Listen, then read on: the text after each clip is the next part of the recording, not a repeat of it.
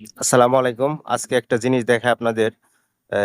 দুই পাশে ভুট্টা ক্ষেত। আমরা চলে আসছিলাম ভুট্টা খেতে, ভুট্টা চুরি করতে। অবশ্য ভুট্টা চুরি করতে এসে লাভ হয়নি। কারণ ভুট্টাগুলো এখনো পর্যাপ্ত পরিমাণ বড় হয়নি। দুই পাশে ভুট্টা ক্ষেত দেখা যাচ্ছে। আর মাঝে হচ্ছে ড্রেন যেটা দিয়ে আরকি পানি এই ক্ষেতগুলায় পানি সরবরাহ করা হয় এবং পাশেই দেখা যাচ্ছে তামাক ক্ষেত। এটা তামাকের পাতা দিয়ে বিভিন্ন জিনিস বানায়। আপনারা তো সেটা জানেনই কি জিনিস বানায়, আমি ওইটা আর বললাম না। দেখেন, তবে জায়গাটা খুবই সুন্দর এবং ন্যাচারাল। অনেকদিন পরে গ্রামে আসলাম এবং এরকম পরিবেশে হাঁটাচলা করলাম। খুবই ভালো লাগছে।